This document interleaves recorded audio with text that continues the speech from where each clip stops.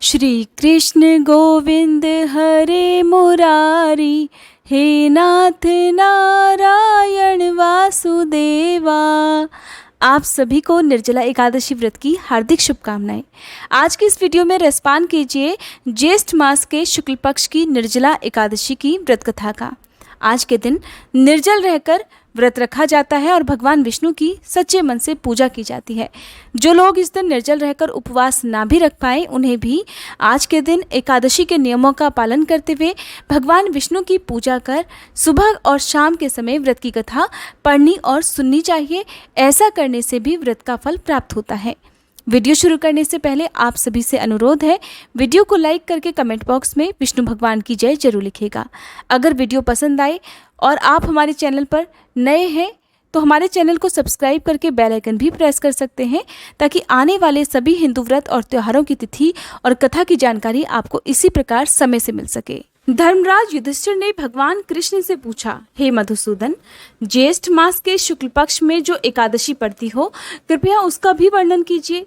तो भगवान श्री कृष्ण इस प्रकार बोले, हे धर्मराज, इसका वर्णन तो परम धर्मात्मा सत्यवती नंदन श्री व्यास जी ही कर पाएंगे, क्योंकि वे संपूर्ण शास्त्रों के तत्वज्ञ और वेद वेदांगों के पारंगत विद्वान हैं।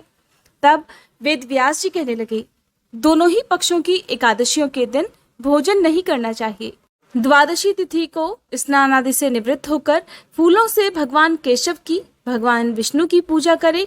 फिर नित्य कर्म समाप्त होने के बाद सबसे पहले ब्राह्मणों को भोजन देकर अंत में स्वयं भोजन करना चाहिए।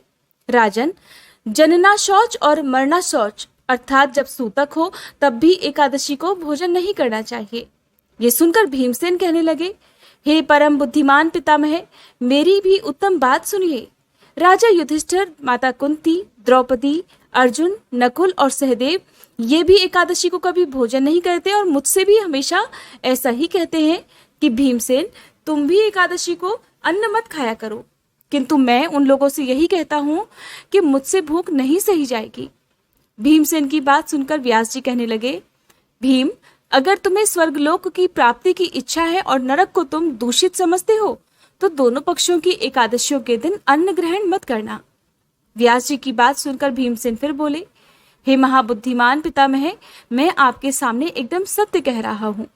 एक बार भोजन करके भी मुझसे व्रत नहीं रखा जा सकता, फिर उपवास करके तो मैं भला रह ही कैसे सकता हूँ। मुनिवर, मेरे उदर में वृक नामक अग्नि सदा प्रज्वलित रहती है, इसलिए जब मैं बहुत अधिक खाता हूँ तभी ये अग्नि शांत हो पाती है। इसलिए हे महामुनि, मैं वर्ष भर में केवल एक ही उपवास कर सकता हूँ, जिससे स्वर्ग की प्राप्ति सुलभ हो और जिसके रखने से मैं कल्याण का भागीदार बन सकूं। ऐसा कोई एक व्रत हे मुनिवर निश्चय करके मुझे बताइए, मैं उसका यथोचित रूप से पालन अवश्य करूंगा। भीमसेन की बात सुनकर व्यास जी ने उनकी समस्या का समाधान करते हुए उन्हें इस प्रकार सुझाव दिया कि भीम, ज्येष्ठ मास में सूर्य वृष राशि में हो या मिथुन राशि पर शुक्ल पक्ष में जो भी एकादशी हो, उसका यत्न पूर्वक निर्जल व्रत करो। केवल कुल्ला या आचमन करने के लिए ही मुख में जल डाल सकते हो।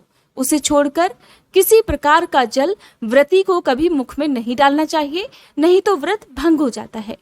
एकादशी को सूर्योदय से लेकर दूसरे दिन के सूर्योदय तक मनुष्य जल का त्याग करे तो यह व्रत पूर्ण माना जाता है। फिर द्वादशी को सुबह ब्रह्म मुहूर्त में स्नान करके ब्राह्मणों को विधि पूर्वक जल और सोने का दान दक्षिणा का दान करे। इस प्रकार सभी कार्य करके जितेंद्रिय पुरुष ब्राह्मणों के साथ भोजन करे। वर्ष भर में जितनी भी एकादशियां होती हैं, उन सभी का फल निर्जला एकादशी का व्रत रखने से मनुष्य बड़ी आसानी से प्राप्त कर लेता है। और इस घोर कलयुग में महापाप से भी महापाप इस एकादशी के पुण्य प्रताप से नष्ट हो जाते हैं, इसमें तनिक भी संदेह नहीं।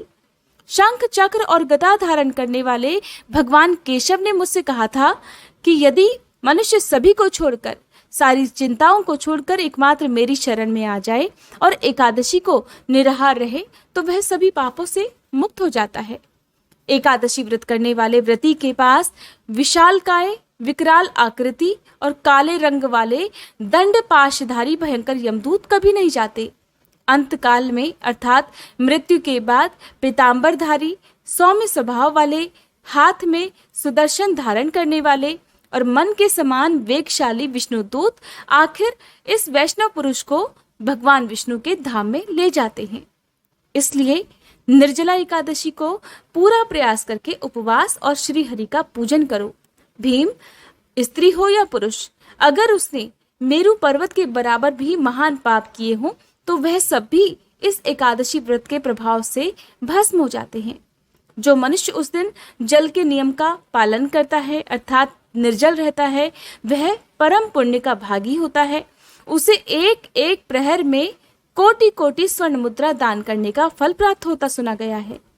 मनुष्य निर्जला एकादशी के दिन स्नान, दान, जप, होम आदि जो कुछ भी करता है वह सब अक्षय होता है। ये भगवान कृष्ण का कथन है। निर्जला एकादशी को विधि पूर्वक उत्तम रीति से उपवास करके मनुष्य वैकुंठ लोक की प्राप्ति कर लेता है। जो मनुष्य एकादशी के दिन अन्न खाता है वह पाप का भोजन करता है, क्योंकि एकादशी के दिन हर प्रकार के अन्न में पाप का वास हो जाता है और वह इस लोक में चंडाल के समान माना जाता है और मरने पर दुर्गति को प्राप्त होता है। जो मनुष्य ज्येष्ठ के शुक्ल पक्ष में एकादशी को उपवास करके दान करेंगे वे परम पद को प्राप्त होंगे। जिन्होंने एकादशी को उपवास किया है वे ब्रह्मत्यारे, शराबी, चोर, गुरुद्रोही और हर प्रकार के पापों से भी मुक्त हो जाते हैं। हे कुंती नंदन, निर्जला एकादशी के दिन श्रद्धालु स्त्री पुरुषों के लिए जो विशेष दान और कर्तव्य निहित है उन्हें भी सुनो। इस दिन जल में शयन करने वाले भगवान विष्णु का पूजन और जलमयी धेनु का दान करना चाहिए, या फिर प्रत्यक्ष धेनु अर्थात गाय का या घृतमयी धेनु का दान करना उचित होता है। पर्याप्त दक्षिणा और भांति भांति के मिष्ठानों द्वारा यत्न पूर्वक ब्राह्मणों को संतुष्ट करना चाहिए। ऐसा करने से ब्राह्मण अवश्य संतुष्ट होते हैं। जब ब्राह्मण संतुष्ट होते हैं तो भगवान श्री हरि भी प्रसन्न होकर मोक्ष प्रदान करते हैं। जिन्होंने शम, दम और दान में प्रवृत्त होकर श्री हरि की पूजा रात्रि में जागरण करते हुए इस निर्जला एकादशी का व्रत किया है, उन्होंने अपने साथ ही बीती हुई 100 पीढ़ियों को और आने वाली 100 पीढ़ियों को भगवान वासुदेव के परम धाम में पहुंचा दिया है। निर्जला एकादशी के दिन अन्न, वस्त्र, गौ, जल, शैया, सुंदर आसन, कमंडल और छतरी का दान करना चाहिए। भीमसेन, निर्जला एकादशी के दिन जो भी भक्त श्रेष्ठ तथा सुपात्र ब्राह्मण को जल से भरे घड़े का, जूते, छतरी और दक्षिणा का दान करता है वह सोने के विमान पर बैठकर स्वर्गलोक में प्रतिष्ठित हो जाता है। और जो इस एकादशी की महिमा को अथवा कथा को भक्ति पूर्वक सुनते हैं अथवा उसका वर्णन करते हैं वे भी स्वर्गलोक को जाते हैं। चतुर्दशी युक्त अमावस्या को सूर्य ग्रहण के समय श्राद्ध करने पर मनुष्य को जिस फल की प्राप्ति होती है वही फल निर्जला एकादशी व्रत की कथा को सुनकर भी प्राप्त हो जाता है। ये थी निर्जला एकादशी व्रत की कथा। उम्मीद करती हूँ ये वीडियो आपको पसंद आई होगी।